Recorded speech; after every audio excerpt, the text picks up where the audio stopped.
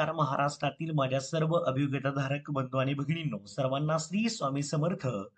पवित्र पोर्टल शिक्षक भरती 2025-26 स्टेट परीक्षा 3 साठी आपण जर पाहिलं तर प्रेफरन्सेस लॉक कसे करायचे या संदर्भातला सर्वात आधी आपण युट्यूबवरती 2025चा व्हिडिओ मी तुम्हाला त्या ठिकाणी दिलेला आहे. आणि महत्वाचा मुद्दा म्हणजेच आता या ठिकाणी आपल्याला वेगवेगळे ऑप्शन दिसत आहेत. आता मी जर तुमच्या समोर आपण पाहिलं तर या ठिकाणी प्रिंट प्रेफरन्सेस आणि अनलॉक प्रेफरन्सेस असा ऑप्शन दिसत आहे, जो की ज्या वेळेसला मी प्रेफरन्सेस लॉक केलेले होते त्यावेळेसला हा अनलॉकचा ऑप्शन जो की इथे विथला पण दिसत आहे आणि इथे विदाऊटला पण आपल्याला तो पाहायला मिळत आहे.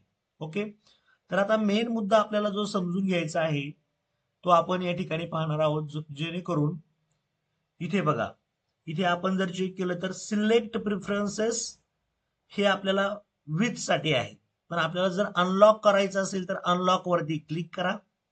आता अनलॉक वरती मी क्लिक केलंय. आता हा माझा लॉक केलेला फॉर्म जो की मी तुम्हाला त्या दिवशीच दाखवलेला होता, हे पहा, हा लॉक केलेला फॉर्म आहे. तुमचा असा लॉक केलेला फॉर्मच्या अगदी काहींचे प्रेफरन्स समजा चुकले असतील. एक्झाम्पल, आता मला पुणे नंतर पुणेच द्यायचं होतं, पण मी सातारा दिलाय मध्ये. मला आता सातारा त्या ठिकाणी काढायचं आहे. चंद्रपूर खूप लांब आहे, चुकून माझ्याकडून चंद्रपूर आलं होतं, मला चंद्रपूर काढायचं आहे. नागपूर चुकून आलं होतं, मला फक्त आणि फक्त पुण्याचे प्रेफरन्स द्यायचे. परंतु मी तुम्हाला दाखवण्यासाठी वेगवेगळे प्रेफरन्स त्या ठिकाणी शो केले होते.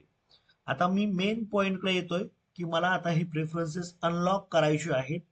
इथे अशा पद्धतीने गेल्यावरती तर शेवटी पहा, तुम्हाला इथे ऑप्शन दिसतो, त्याला क्लिक करायचं. I have declare and understand that I am entirely responsible for unlocking my preferences form.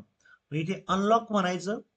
अनलॉकला click केलं, पहा याच्यावरती अनलॉक वरती मी क्लिक करतोय.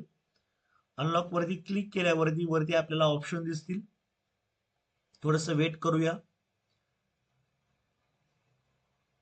हा, आता इथे आलंय पहा, after unlock preferences it is necessary to generate and lock preferences properly. If the applicant not lock the preferences, he she will not be considered for any recommendation. Are you sure you want to unlock your preferences? म्हणजे जर तुमच्याकडून unlock तुम्ही केलं तर तुम्हाला पुन्हा lock करायचे असतात, एवढं मात्र लक्षात ठेवा. नाहीतर एखाद्याने अनलॉक केलं तर परत तो लॉक करणार नाही.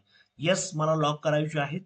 आता ओटीपी येतो, ओटीपी आलेला आहे. पटकन ओटीपी आला का तो ओटीपी फक्त काय करायचंय तुम्हाला टाकायचं. 7641 हा ओटीपी आहे, तो टाकलाय मी. पुन्हा आपण आपली क्रिया जी आहे ती खालची कॅप्चा टाकण्याची प्रोसिजर करायची आणि व्हेरीफाय मारायचं. आणि इथे बघा, आता माझे प्रेफरन्सेस अनलॉक झालेले आहेत. हीच प्रोसिजर तुम्हाला करायची आहे.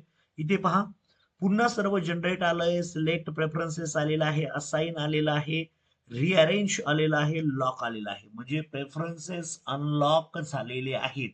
अशा पद्धतीने तुम्ही अगदी सोपी प्रोसिजर आहे, अगदी तुम्ही अनलिमिटेड लॉक अनलॉक करू शकता. पण साधारणतः मी तुम्हाला सांगतो, एक 3 वेळा तुम्ही जास्तीत जास्त लॉक अनलॉक करा. एकदाच तुम्ही ठरवा. मी आता अनलॉक का केलंय, कारण की मी सुरुवातीला तुम्हाला एक 4-5 दिवसापूर्वी ज्या दिवशी प्रेफरन्सेस सुरू झाले त्या दिवशी मी पहाटे पहाटे व्हिडिओ तयार केला होता तुम्हाला डायरेक्टली, आणि त्याच्या माध्यमातून मी तुम्हाला प्रेफरन्सेस रॅन्डमली लॉक करून दाखवलेले होते. मी आता ते अनलॉक केले कारण की मला पुन्हा त्या ठिकाणी प्रेफरन्सेस द्यायचे आहेत. ओके, तर सर्वांचं काम या भरतीमधून व्हावं यासाठी सर्वांना खूप खूप अशा शुभेच्छा. चांगल्या पद्धतीने मी लॉक अनलॉकची क्रिया मी तुम्हाला दाखवलेली आहे, ती समजून घ्या आणि त्यानुसार तुम्हाला हे लॉक करायचं. आणि एक लक्षात ठेवा, आता मी अनलॉक केलंय, लॉक करायला पुन्हा विसरायचं नाही. पुन्हा आपली जी प्रक्रिया आहे, जनरेट सिक्वेन्स तुम्हाला दाखवलंय ऑलरेडी मी, त्याची व्हिडिओ व्यवस्थितपणे लाईव्ह पहा. 2025चा एकमेव व्हिडिओ आपल्या चॅनलवरती उपलब्ध आहे, तुमच्या माहितीसाठी सांगतो. त्यामुळे व्यवस्थितपणे तो व्हिडिओ पाहून घ्या आणि व्यवस्थितपणे प्रेफरन्स द्या. घाई करू नका. आजच तुम्ही दिले पाहिजेत असंही काही नाही. तुम्ही व्यवस्थितपणे विचारपूर्वक प्रेफरन्स द्यायचे आहेत, गडबड करू नका. ओके, सर्वांना all the best. Thank you so much.